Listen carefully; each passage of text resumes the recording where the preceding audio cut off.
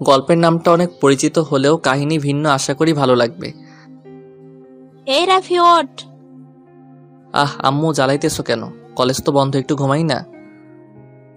ঘুমাই মানে? তোর আজ কই যাওয়ার কথা ছিল? কই? তোর মামা কাল ফোন করে তোকে কি বললো? যেতে বলছে আর কি। তা তুই যে কাল টিকিট কেটে আনলি, বাস কি তোর জন্য দাঁড়িয়ে থাকবে? ও শিট, আগে ডাক দিবে না? এত অলস কেন তুমি? আমি অলস দ্বারা। দিলাম বাথরুমের দৌড়, ফ্রেশ হয়ে নাস্তা করে ব্যাগটা নিলাম, রাতেই গুছিয়ে রেখেছিলাম। আম্মু, কি হলো? 2000 টাকা দাও। কেন, তোর আব্বু না 2000 দিল? সেটা তো আব্বু দিছে, তুমি দাও না। আম্মু রুমে গেল। যাক, আজ 2000 টাকা লাভ হইল, ছুটিটা বেশ ভালো যাবে। আমি রুম থেকে এসে হাতে 1000 টাকা ধরিয়ে দিল। 1000 টাকায় কি হয়? না লাগলে দিয়ে দে। আরে আমি কি তা বলছি? তোমরা কিপটে হতে পারো, আমি নির্লজ্জ নই যে কারো দেওয়া জিনিস ফিরিয়ে দেব।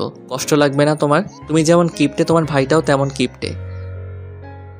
তোকে যেতে হবে না কিপ্টের বাড়িতে। আরে রাগো কেন, আসি আমি। আচ্ছা সাবধানে যাস, আর গিয়ে ফোন দিস। আম্মুর থেকে বিদায় নিয়ে রিকশায় উঠলাম, সোজা বাস স্ট্যান্ডে চলে আসলাম। বাস কিছুক্ষণ পরে আসলো, বাসে উঠে পড়লাম।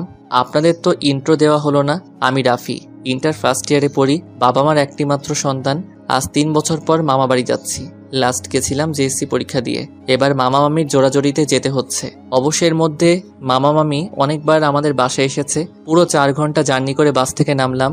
এখান থেকে রিক্সা নিলেই চলে যাব, কিন্তু হঠাৎ করে কেমন যেন লাগছে। আসলে বাস থেকে নামার সময় আমার খুব খারাপ লাগে, তাই সাইডে একটা দোকানে গিয়ে একটা সিগারেট নিয়ে ধরলাম। ওখানে বসে সিগারেট খাচ্ছি। সাইডে গার্লস স্কুল, আর একটু এগিয়ে গেলেই বয়েজ স্কুল। একটু পর স্কুল ছুটি দিল। স্কুলের মেয়েরা সবাই বেরিয়ে যাচ্ছে একসাথে, কিন্তু একটা মেয়েকে দেখলাম তাকিয়ে আছে। আমি নিজের মনে সিগারেট খাচ্ছি আর ফোন টিপতে লাগলাম। একটু পরে একটা ছায়া আমার সামনে আসলো। তাকাতেই দেখি সেই মেয়েটা আর ওর কিছু বান্ধবী। ওর বান্ধবীগুলো দোকান থেকে কি যেন কিনতে লাগলো। মেয়েটা আমার সাইডে দাঁড়িয়ে আমার দিকে তাকিয়ে আছে। সিগারেট খাওয়া খারাপ, সিগারেট খান কেন? ভালো লাগে তাই। ভালো লাগা বের করে দেব। মানে? আজ থেকে সিগারেট খাওয়া বন্ধ করবেন। আমার বাপের টাকায় সিগারেট খাবো না গাঁজা খাবো সেটা আমার ব্যাপার। বলে সিগারেটটা ফেলে দিলাম, দিয়ে দোকান থেকে একটা কোক নিয়ে খেতে লাগলাম। হঠাৎ করে মেয়েটা এসে কোকটা নিয়ে খেতে লাগলো। অর্ধেকটা খেয়ে আমাকে দিল। থ্যাংক ইউ বলে মেয়েটি চলে যেতে লাগলো। এই পিচ্চি শুনো। মেয়েটি দৌড়ে আসার মতো হেঁটে আমার কাছে আসলো। এই পিচ্ছি কারে কোন? কোন ক্লাসে পড়ো? ক্লাস 10-এ। তাহলে পিচ্চি তো হইলা। বাসা কই? আর তোমার কি তার ছেড়া চেনো না জানো না কাউকে? তাকে জ্ঞান দাও। সেটা পরেই বুঝতে পারবেন। বলে মেয়েটি চলে গেল। আমি রিকশায় উঠলাম, তখনই মেয়েটাও উঠে এসে বলল, ওই পিচ্চি নামো। তুই মুই করেন কেন? এক্ষুনি লোক ডাক দিব, তখন বলবো আপনি আমাকে টিস করছেন। হইছে বোন, আমার নামো। চৌধুরী বাড়ি যাবেন তো? কিন্তু কেন? আমি ওইদিকেই যাব, রাস্তায় নেমে যাব, চলেন। মানে কি? অন্য রিকশায় যান। যাবেন নাকি লোকজন ডাক দিব? কি মেয়ের পাল্লায় পড়লাম রে বাবা। মামা চলেন। রিকশা চলতে শুরু করলো। আমি চুপ করে বসে আছি। 5 মিনিট পর রিকশা মামার বাসার সামনে এসে দাঁড়ালো। মেয়েটি নেমে গেল, ভাড়াটা দিয়ে বাসার ভিতরে চলে গেল। কি ব্যাপার, এই মেয়ে এই বাসায় গেল কেন? এই রে বিচার দিবে নাকি? আর যদি সিগারেট খাওয়ার ব্যাপারটা বলে দেয় তাহলে মামা আমার ছাল তুলে ডুগডুগি বাজাবে। আমি তাড়াতাড়ি ভাড়া মিটিয়ে ভিতরে গেলাম। গিয়ে ঠাডা পড়লো মাথায়। প্রথম দিন মামার বাসায় এসে মামার কাছে কালারিং হতে হবে মনে হয়। এখনো তো দিন বাকি আছে। ভিতরে গিয়ে দেখি মেয়েটা নেই। কোথায় গেল খুঁজতে লাগলাম। তখনই মামা আসলেন। কিরে, এতক্ষণ লাগে আসতে? আরে রাস্তায় জ্যাম ছিল তাই দেরি হয়ে গেল। কেমন আছো মামা? ভালো। তা এতদিন পরে মনে পড়লো আমাদের কথা? ও, তোকে আসতে বলছে কে? না আসলেও তো পারতি। রাগ করছো কেন? এখন থেকে মাঝে মাঝে আসবো, ঠিক আছে? যা ফ্রেশ হয়ে নে। বড় মামা কোথায়? অফিসে আছে, আসবে একটু পরে। আফরিন কোথায়? দেখ ভেতরে আছে। আমি ভিতরে এসে নিজের রুমে আসলাম। ফ্রেশ হয়ে আফরিনের রুমে গেলাম। কই রে ছাগল? ভিতরে ঢুকতেই পুরো শক খেলাম। সকালের পিচিটা শুয়ে টিভি দেখছিল। ওই পিচি, তুমি এখানে কি করছো? আমাকে দেখে উঠে আসলো। একদম পিচ্ছি বলবেন না, বললে গলা কেটে ফেলবো। আরে বাবা, পিচি তো পুরো ছোট লঙ্কা, নাক টিপলে দুধ বাড়ায় আবার। ওই, আমি আপনার থেকে 1 বছর 3 মাসের ছোট, তাতেই পিচ্ছি বলেন? ছোট তো বড় তো আত হতে পারবে না, পিচি পিচি থাকে, বড় আর হতে পারবে না। আরেকবার যদি পিচ্ছি বলেছিস তাহলে তোকে। তাহলে কি, চোর কোথাকার মানুষের ঘরে ঢুকে বসে আছে? ওই আমার কাকার বাসা, আমার বোনের ঘর, আমি কি করব সেটা আমার ব্যাপার, তোর কি? কাকার বাসা মানে? ভাইয়া, ও বড় আব্বুর মেয়ে নীলা, ভুলে গেছো? কেমন আছিস? ভালো, তুমি? ভালো। আর তো আসিসই না আমাদের বাসায়। তুমিও তো আসো না। এই যে এখন এসেছি। খুব ভালো করেছ, এখন অনেক মজা করব আমরা। নীলা আমাদের কথাবার্তা শুনছে আর চুপ করে আছে। আপনারা হয়তো ভাবছেন নীলাকে। নীলা হলো আমার বড় মামার মেয়ে। নিজের মামা নয়, কিন্তু আমি নিজের মামাকে আর নীলার আব্বুকে এক চোখে দেখি। বুঝলেন না তো? আসলে আমার দাদুরা 2 ভাই। নীলার আব্বু বড় দাদুর ছেলে, কিন্তু সম্পর্কে যেন তারা এক মায়ের পেটের ভাই। ছোট থাকতে নীলার আম্মু মারা যায়, তাই নীলা সারাদিন এই বাড়িতেই থাকে। পাশে ওদের বাসা। তখনই মামি আসলেন। চল তোরা, খাবার রেডি, খেয়ে আয়। চলো, খুব ক্ষুধা লাগছে। আমি আর আফরিন পাশাপাশি বসলাম। নীলা সামনে বসলো। আমি আর আফরিন কথা বলতেছি আর হাসাহাসি করতেছি। নীলা শুধু তাকিয়ে আছে। খাওয়া শেষ করে আমি রুমে আসলাম, এসে দিলাম ঘুম। বিকেলে ঘুম থেকে উঠে আম্মুকে ফোন দিয়ে বললাম পৌঁছে গেছি। তারপর ফ্রেশ হয়ে ছাদে গেলাম। কিছুক্ষণ পর আফরিন আসলো। কি করো ভাইয়া? এই তো বসে আছি, বসো। আফরিন আমার পাশে বসলো। দুইজনে বসে গল্প করতে লাগলাম। এরই মধ্যে পিচিটা আসলো। নীলা আসলেও অতটা পিচি না, আমার থেকে একটু ছোট থাকতে ওর একটু হাইট কম ছিল, তাই আমি ছোট থাকতে ওকে পিচ্চি বলে ডাকতাম। নীলা এসে আমাদের পাশে বসলো। 3 জন মিলে গল্প করতে লাগলাম। চলো না ভাইয়া, একটু ঘুরে আসি। চলো। তারপর 3 জন মিলে ঘুরতে বের হলাম। এলাকাটা ঘুরে দেখছিলাম। অনেকেই চেনা। অনেক লোক বলতেছে মা কেমন আছে, বাবা এখন কি করে, আরো অনেক কিছু। একটু সামনে যেতে একটা মেয়ে হাজির। আফরিন ওকে দেখে এগিয়ে গেল। ওরা কি যেন কথা বলতেছিল। আমি আর নীলা দাঁড়িয়েছিলাম। তা পিচ্চি, কি নিয়ে পড়ো? বসি না পিচ্ছি বলবেন না। বললে কি করবে? গলা টিপে এখানেই মেরে ফেলবো। আফরিন আমাকে ভাইয়া বলে কারণ আমি ওর বড়, আর আমি তোমাকে পিচ্চি বলি কারণ তুমি আমার ছোট, বুঝলা? তাই আমি তোমাকে পিচ্চিই বলবো। না পিচ্ছি বলবেন না। তাহলে কি বলবো? কেন, আমার নাম নেই? কি পিচ্চি? বলে হাসতে লাগলাম। তখনই আফরিন আর মেয়েটি আসলো। রাফি ভাইয়া, এ হলো মাইশা আপু, তোমাদের সাথেই পড়ে। হাই। হ্যালো। তারপর মাইশা সহ ঘুরতে লাগলাম। মাইশা আমার দিকে বারবার আর চোখে তাকিয়ে আছে। আমি কিছু বলছি না, কিন্তু মেয়েটার একটু গায়ে পড়ার স্বভাব আছে। আরো কিছুক্ষণ ঘোরাঘুরি করে বাসায় আসলাম। এসে ফ্রেশ হয়ে নাস্তা করলাম, করে বড় মামার বাসায় গেলাম, সাথে নীলা আর আফরিন। কেমন আছো মামা? আরে ইমন, আয় বাবা, ভালো আছি, তুই কেমন আছিস? ভালো। তুমি তো আর আমাদের বাসায় যাওই না। যাবো বাবা। তোমার শরীর কেমন আছে? ভালো আছে। শুন, আজ থেকে তোরা এই বাসাতে থাকবি। একলা একলা থাকতে ইচ্ছে করে না। নীলাও তো সারাদিন ওই বাসায় থাকে। আচ্ছা মামা, আমি তাহলে বলে দেই। আচ্ছা, বলে দে। তারপর আমি মামিকে ফোন করে বলে দিলাম আজ রাতে এই বাসাতেই থাকবো। রাতে খেয়ে ছাদে বসে আছি, পিছনে কারো যেন আওয়াজ পেলাম। পিছনে ঘুরে দেখি আফরিন দাঁড়িয়ে। কি রে, এত রাতে ঘুম নাই? ঘুম আসছিল না। আফরিন আমার পাশে বসলো। দুজনে গল্প করতে লাগলাম। আচ্ছা নীলা আমাকে আগে থেকে চিনলো কেমন করে? ও তো আমাদের বাসায় অনেকদিন ধরে যায় না। ও তোমার ছবি দেখেছে মায়ের ফোনে। ও আরেকটা কথা কি জানো? বলো। নীলা কিন্তু তোমাকে পছন্দ করে। এত পাকনা হয়েছেন আপনি, তা কি করে বুঝলেন? আগে যখন আমরা তোমাদের বাসায় যেতাম ও শুধু তোমার কথা বলতো। তুমি আসার আগেও সারাদিন বলতো যে তুমি কোন দিন আসবে, আসলে নাকি ও খুব মজা করবে তোমার সাথে। বাহ, ভালো তো। ভালো তো মানে দেখো তোমার ওর সাথেই বিয়ে হবে। আমাকে কি পাগল কুকুরে কামড়াইছে যে ওর মতো পিচ্চি আর শয়তান মেয়েকে আমি বিয়ে করতে যাব? দেখো কি হয় পরে। হয়েছে, তোর পাকনামো বাদ দে। অনেক রাত হয়েছে, চল ঘুমিয়ে পড়ি।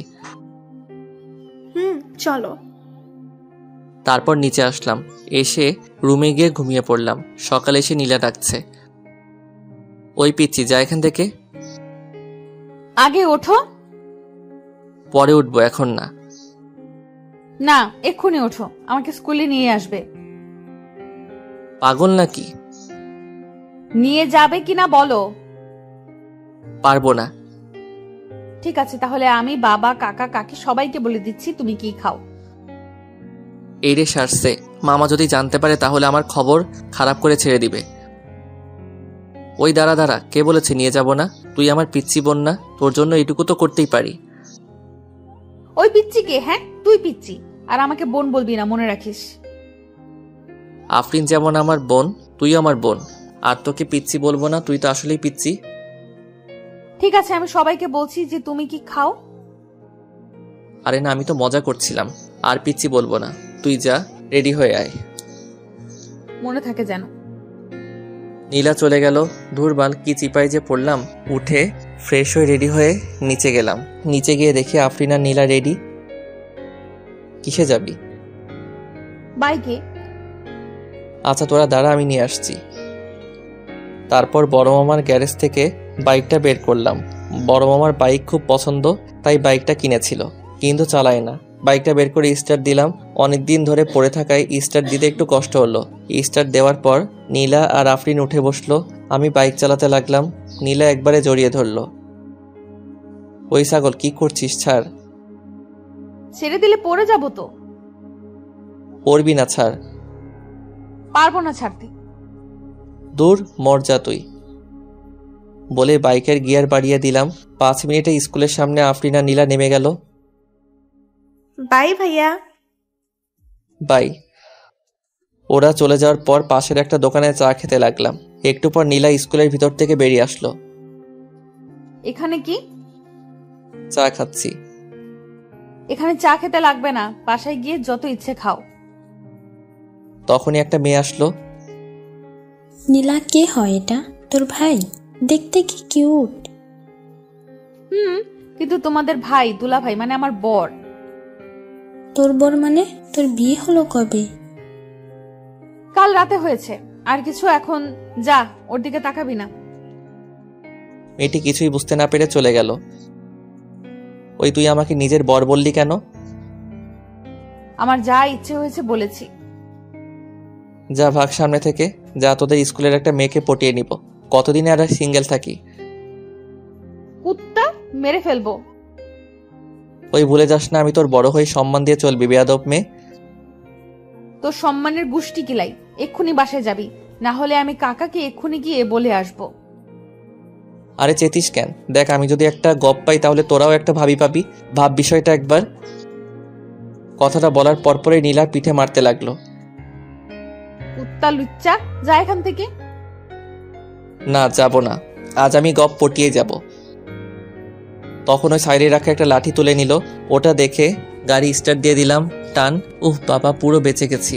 বাসে এসে বাইকটা রেখে নাস্তা করলাম, করে ফোন টিপতে লাগলাম। তারপর বাইরে আসলাম। সাইডে দোকানে গিয়ে ক্যারাম বোর্ডে খেলতে খেলতে লাগলাম। সবাই প্রথমে মনে করেছিল আমি হয়তো লুল প্লেয়ার। পরে খেলা দেখে সবার মাথায় হাত। বাজিতে 2টা স্পিড জিতে নিলাম। তারপর বাসায় এসে গোসল করে দিলাম একটা ঘুম। কিছুক্ষণ পর কে যেন ডাকতে লাগলো। চোখ খুলে দেখি নীলা। কিরে পিচ্চি, ডাকছিস কেন? পিচ্চি কারে কও? বলছি না পিচ্চি কইবা না। দাঁড়াও, এক্ষুনি কাকাকে বলছি। তাড়াতাড়ি করে বিছানা থেকে উঠে ওর হাতটা ধরলাম।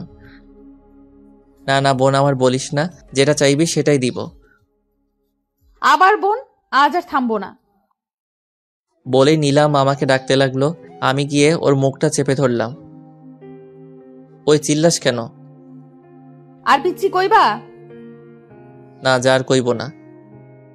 খালি এটা দিয়ে হবে না, একটা কিস দাও, তাহলে আর বলবো না। কি? সর সামনে থেকে, দূর হ। সেই হুশ হুর। ঠিক আছে, দিতে হবে না, আমার পাওনা আমি নিজেই নিয়ে নিচ্ছি। কথাটা বলার পরে নীলা ওর ঠোঁট দুটো আমার ঠোঁটে লাগিয়ে দিল। আমি ধাক্কা দিয়ে ওকে আমার থেকে দূরে সরিয়ে দিলাম। কি করতেছিস সেগুলা? আমার বরকে আদর করতেছি। পাগলামো করিস না, যা এখান থেকে। আমি তোমাকে ভালোবাসি, আই লাভ ইউ। ফাইজলামির একটা মাত্রা থাকে বুঝলি। আমি কিছু করে বসি, তার আগে চলে যায় এখান থেকে। ও গালে হাত দিয়ে ওখানে দাঁড়িয়ে রইল। দূর থাক তুই, বলে আমি রুম থেকে বের হয়ে আসলাম। সোজা ছোট মামাদের বাসায় চলে আসলাম। মামি, খেতে দাও। বস, দিচ্ছি। মামি খাবার দিতে দিতে বলল, নীলা কই? ওদের বাসাতেই আছে। তোকে ডেকে আনতে গিয়ে নিজেই আসলো না? কেন, ও খায়নি? না। আফরিন খেয়েছে। ও একটু আগে করলো। আচ্ছা তুমি দাঁড়াও, আমি নীলাকে ডেকে নিয়ে আসছি। খাবার রেখে বড় মামার বাসায় আসলাম। গিয়ে দেখি নীলা আমার রুমে বসে বসে কাঁদছে। ওই চল, মামি ডাকতেছে খাওয়ার জন্য। কি হলো, চল। যাব না আমি, কেউ নেই আমার, চলে যাও এখান থেকে। কেউ নেই মানে? আমরা নেই? না, আমি তো অনাথ, তাই তো মারলা। অনাথ বলেই তো সবাই করুণা করে। আমি অনাথ, তাই আমাকে ভালোবাসে না। যদি আমার মা থাক তাহলে তুমি ভালোবাসতে। এসব হলো তোমাদের ঢং, নিচে নিচে সবাই এক। যাও এখান থেকে। খুব লেগেছে তাই না? তুই বুঝিস না কেন? তোর সাথে আমার যায় না। আর ভালোবাসা এগুলো বোঝার জন্য তুই অনেক ছোট। এইসব সব মোহ একসময় কেটে যাবে। আমার কথা শুনে ওর কিছুই হলো না, আরো কান্নার গতি বাড়িয়ে দিল। আচ্ছা আমি সরি, এবার তো মাফ করে দে, আর কোনোদিনও মারবো না, যা। না, শুধু সরি বললে হবে না। তাহলে? তখন ও আমাকে ওর কাছে টান দিয়ে দুই ঠোঁট এক করে দিল। আমি ওকে সরাতে চাইলেও আমার দিকে আরো হেলে আসছিল। কিছুক্ষণ পর ছেড়ে দিয়ে দৌড় দিল। আমি এখনো আতঙ্কে আছি। একটু পর উঠে মামার আফরিনদের বাসায় আসলাম। এসে দেখি নীলা টেবিলে বসে খাওয়া দাওয়া করছে। আমাকে দেখে মুচকি একটা হাসি দিল। কি নাটকটাই না করলো এই মেয়ে, যে কেউ ফ্ল্যাট হয়ে যাবে। আমি চুপ করে টেবিলে রাখা খাবারটা খেতে লাগলাম, কিন্তু শয়তানিটা নিচ দিয়ে পায়ে গুঁতা দিতে লাগলো। আমি কিসে কম, পরের বার গুঁতা দেওয়ার সাথেই ওর পায়ে দিলাম চাপা। ও জোরে চিল্লানি দিয়ে উঠল। কি রে, কি হলো? কিছু না মামি। তারপর আমি খেয়ে বাইরে আসলাম। বাইরে বসে আছি। একটু পর আফরিন আর নীলা আসলো। নীলা আমার সাথে ঘেঁষে বসলো। আফরিন সেটা দেখে হাসতে লাগলো। এত বড় জায়গা থাকতে ঘেঁষে বসলি কেন? ভালোভাবে বসে থাকলে থাক, না হলে আপনি আসতে পারেন। বেশি কথা বললে কোলে উঠে বসবো। এই মেয়ের কথা বলা যায় না, সত্যি কোলে উঠে বসবে। থাক, এরকমই থাক। আফরিন আর নীলা গল্প করতে লাগলো, আমি ফোন টিপতে লাগলাম। কেমন আছো রাফি? মাথা তুলে তাকাতেই দেখি মাইশা। ভালো, তুমি? ভালো। এখানে বসে কি করছো? এই যে ছোট বোনদের সাথে একটু গল্প করছি। কথাটা নীলাকে রাগানোর জন্য বললাম। ওর দিকে তাকিয়ে দেখি রাগে পুরো লাল হয়ে গেছে। চলো সামনে থেকে ঘুরে আসি। চলো আফরিন, তোরা ভাই। সবাই মিলে হাঁটতে লাগলাম। রাফি, তোমার জিএফ নেই? না, সেই কপাল হয়নি। তোমার মতো ছেলের জিএফ নেই? বিশ্বাসই হয় না। সবই কপাল। তোমার বফের কি খবর? আমার কোনো বিএফ নেই। ও আসলে একটা কথা কি জানো? কি? যদি থাকে নসিবে আপনা আপনি আসবে। আশা করি নসিব যেন তাড়াতাড়ি আসে। আমাদের কথা শুনে নীলা শুধু রাগে ফুঁসছে। মনে হয় মাইশাকে মেরে দিবে। আফরিন ওকে কোনোভাবে শান্ত করে রাখতেছে। তারপর মাইশা যেটা বলল শুনে চোখ চরক গাছ হয়ে গেল। তুমি যদি চাও নসিব খুব তাড়াতাড়ি আসবে। মানে? মানেটা তুমিও জানো। আরে আপু, আমার জামাইয়ের সাথে এত কথা না বলে আমাদের সাথেও তো একটু বলো, আমরা আছি এখানে। জামাই মানে? মানে রাফি আর আমার বিয়ে ঠিক হয়ে আছে, সেই হিসেবে ও আমার জামাই লাগে, আমি ওর বউ। তুমি আমাদের বড় আপু, তাহলে ওরও বড় আপু। রাফি কি বলছে ও? ওর কথা বাদ দাও তো, চলো কোনো জায়গায় বসি। তারপর বাসার সামনে গিয়ে বসলাম। রাফি সত্যি করে বলো, ও যা বলছে সব কি সত্যি? আরে না, এই পিচ্চির কথা তুমিও শুনেছ। আচ্ছা আপু, আমি তোমাকে প্রমাণ দিচ্ছি। তারপর নীলা আমার কোলে এসে বসে পড়ল। ওই কি করছিস, নাম। ও আমার গলা জড়িয়ে ধরল আর কানে কানে বলতে লাগলো, যদি নামায় দাও তাহলে এখান থেকে সোজা কাকা আর বাবার কাছে যাব, তারপর বলবো যে তুমি কি খাও, তাই চুপচাপ বসে থাকো। দেখছো আপু, আমি বললাম না ও আমার জামাই লাগে। ওকে বলো তো আমাকে নামায় দিতে। রাফি ওকে নেমে যেতে বলো। আরে আপু, ও আমাকে এত ভালোবাসে যে কোল থেকে নামাবেই না। আর একটা কথা বলে রাখি, আর কোনোদিন যদি ওর সাথে পটর পটর করতে দেখেছি তাহলে ভুলে যাব তুমি আমার আপু, কথাটা যেন মনে থাকে। মাইশা মন খারাপ করে চলে গেল। আর একটুর জন্য আমার রিলেশনটা হলো না। কাজটা ভালো করলি না। আমার যা ইচ্ছে করব।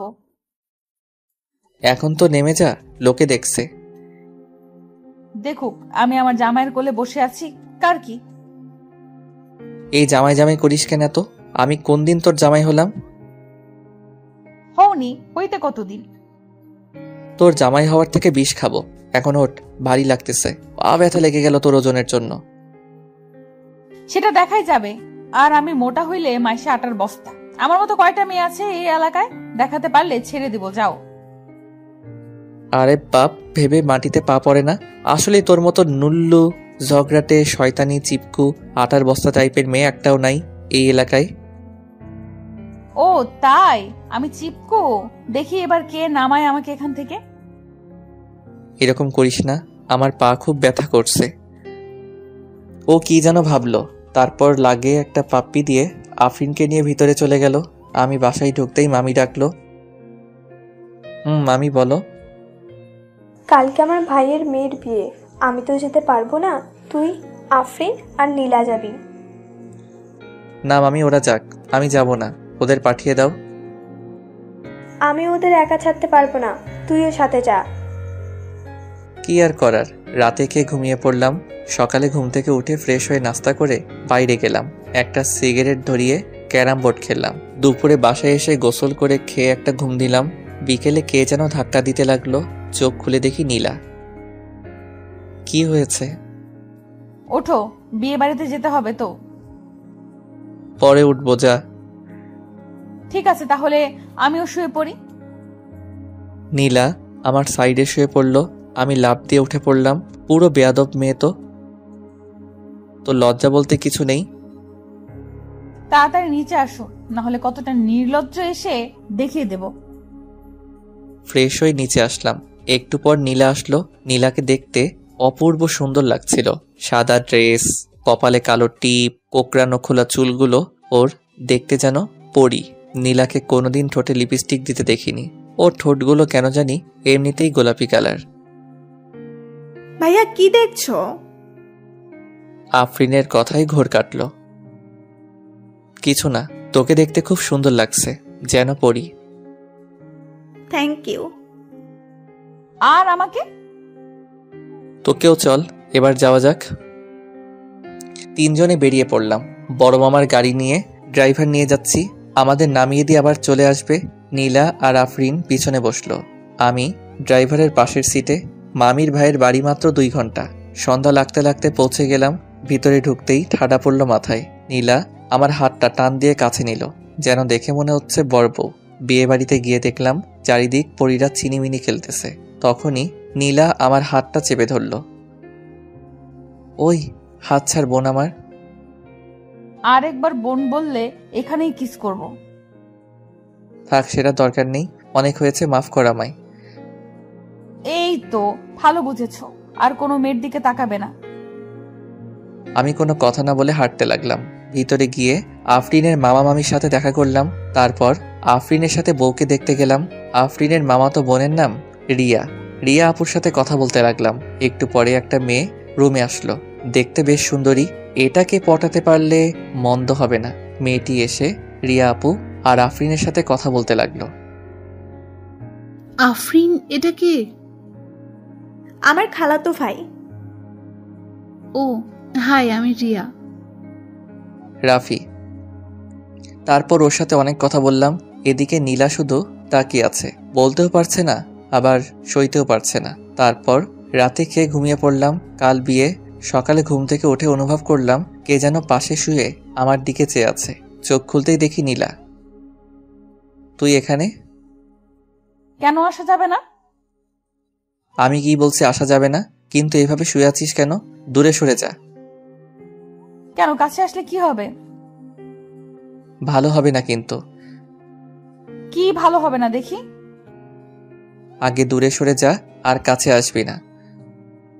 বলতে বলতে ও একেবারে কাছে এসে পড়ল। ওর নিঃশ্বাসের শব্দ শোনা যাচ্ছে। নীলা, আর কাছে আসবি না বলে দিলাম। বলতে বলতে ও আমার ঠোঁটের সাথে ঠোঁট লাগিয়ে দিল। কিছুক্ষণ পর ছেড়ে দিল। আমি লাফ দিয়ে উঠে পড়লাম আর হাঁপাতে লাগলাম। কি, কেমন লাগলো?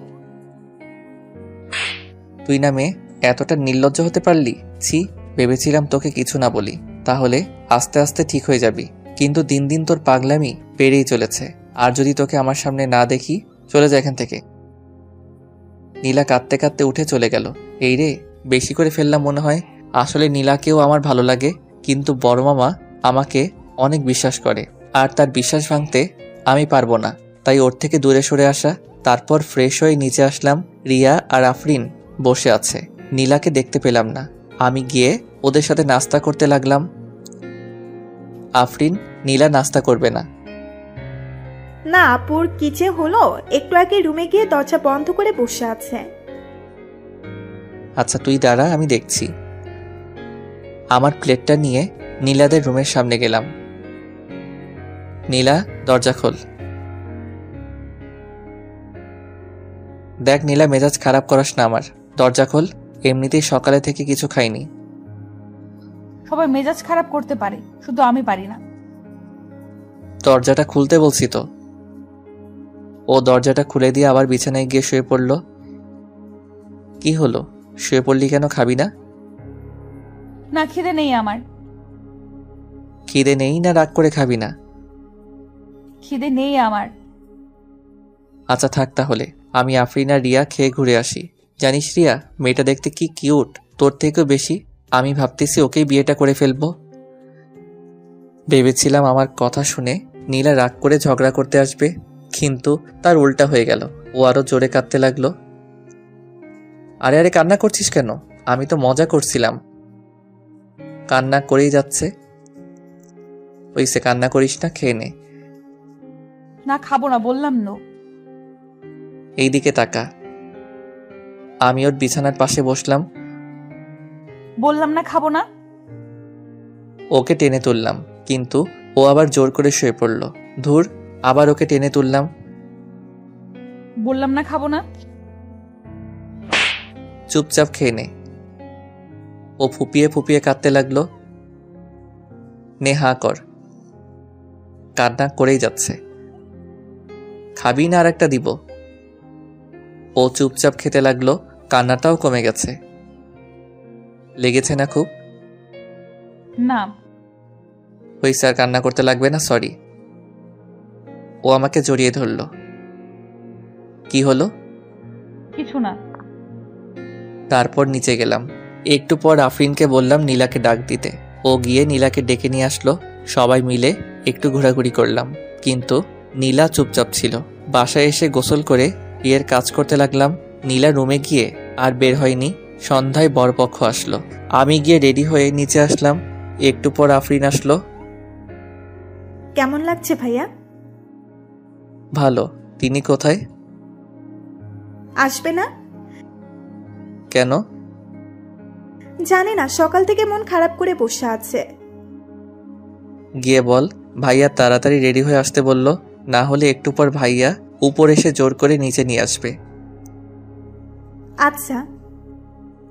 আফরিন উপরে গিয়ে কিছুক্ষণ পর নেমে আসলো। আসতেছি। একটু পর আফরিন গোতা মারল। কি হলো? সামনে তাকিয়ে দেখ। উপরে তাকিয়ে দেখি নীলা নেমে আসছে।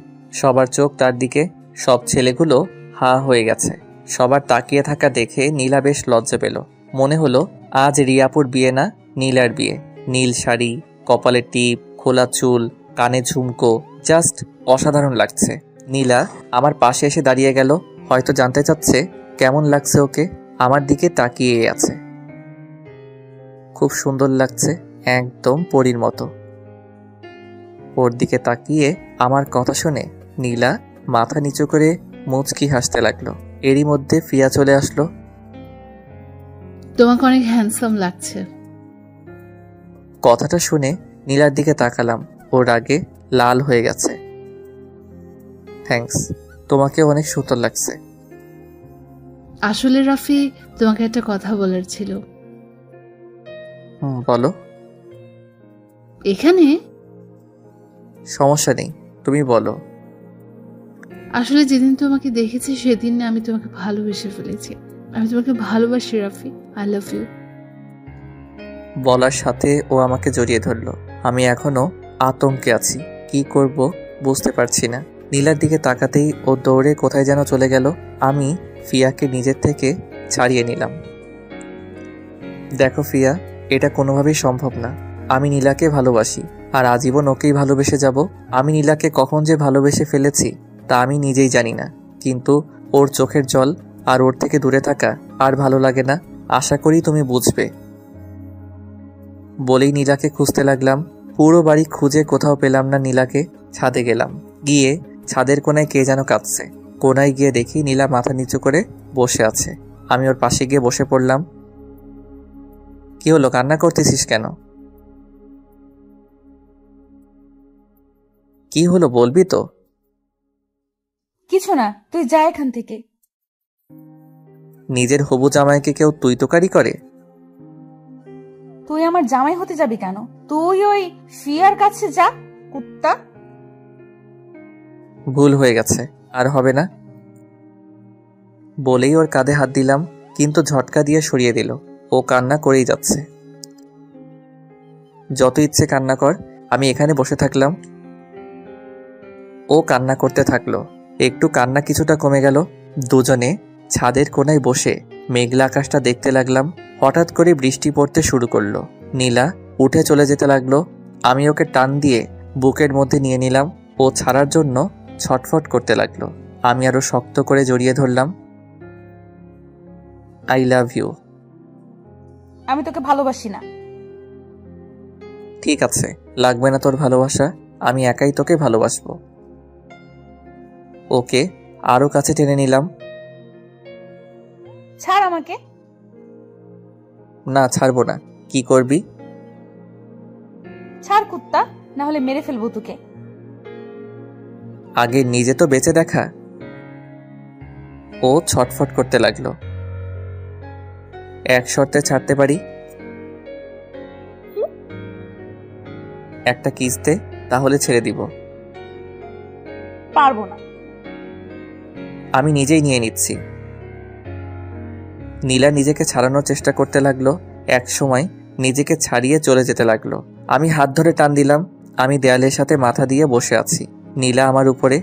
দুজনে পুরো ভিজে গেছি। নিচে হালকা আলোয় নীলার ঠোঁট দুটো দেখা যাচ্ছিল। নীলার গোলাপি ঠোঁট দুটো আমাকে টানছিল। এক অজানা উন্মাদনা সৃষ্টি হচ্ছিল মনে। আমি নীলার কাছে গেলাম। ও কিছু বলার আগে নিজের ঠোঁট দুটো ওর ঠোঁটের সাথে লাগিয়ে দিলাম। বেশ কিছুক্ষণ পরে ছেড়ে দিয়ে হাঁপাতে লাগলাম। নীলা আমাকে কিল ঘুষি মারতে লাগলো। আরে আরে, লাগছে তো, মেরে ফেলবি নাকি? কুত্তা, আজ তোকে মেরেই ফেলবো। আর কোনোদিন কষ্ট দিবি আমাকে? বল। আরে লাগছে তো। লাগুক, তাতে আমার কি? আমি নীলাকে জড়িয়ে ধরলাম। ও আমাকে জড়িয়ে ধরলো। একটু পর বৃষ্টি শেষ হলো। চলো ভিতরে যাই, ঠান্ডা লেগে যাবে আর বসে থাকলে।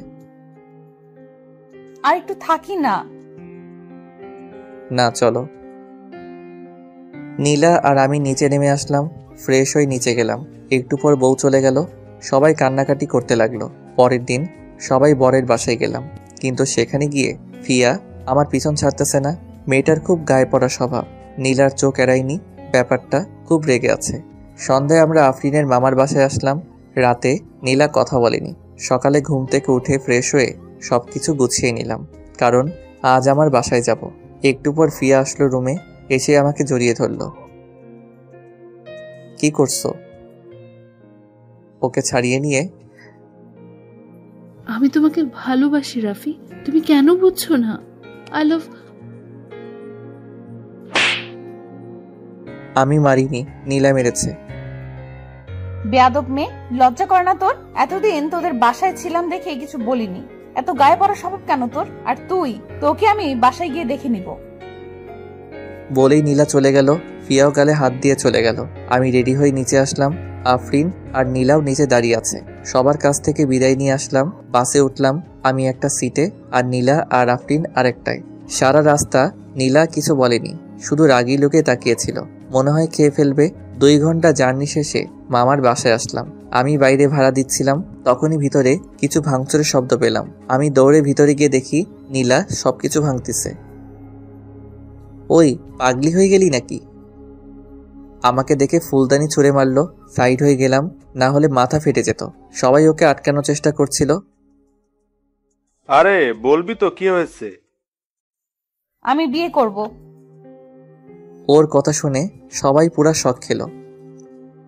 কাকে বিয়ে করবি? ওকে।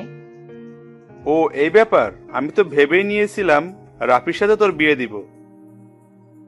আমি আজই বিয়ে করব। আজকেই? দিবে কিনা বলো? আচ্ছা ঠিক আছে, ওর বাবা মা আসুক, আজকেই বিয়ে দিব, কিন্তু জিনিসপত্র তো ভাঙা বন্ধ কর। তারপর নীলা উপরে চলে গেল। আমি তো হা হয়ে রইলাম। বড় মামা আব্বু আম্মুকে ফোন করে আসতে বলল। আব্বু আম্মু আসার পরপরই বিয়ে পড়ানো হলো। এখন আমি বাসর ঘরের সামনে, হঠাৎ কে যেন ধাক্কা দিয়ে ভিতরে ঢুকিয়ে দিল। বেস্ট অফ লাক ভাইয়া। আমার গলা শুকিয়ে আসছে। নীলা বিছানায় বসে আছে, আমি ওর পাশে গিয়ে বসতে যাব। আমার কাছে আসবি না? কেন? আসবি না বলছি মানে আসবি না। অনেক চেতে আছে, ভালোভাবে বুঝবে না। ঠিক আছে, আমি মাইশার কাছে গেলাম, ওকে বলে আসি যে আমি ওর সাথে রিলেশনে রাজি। তখনই নীলা আর টান দিয়ে ওর কাছে নিয়ে নিল, এতটা কাছে যে আমি ওর নিঃশ্বাস শুনতে পারছিলাম।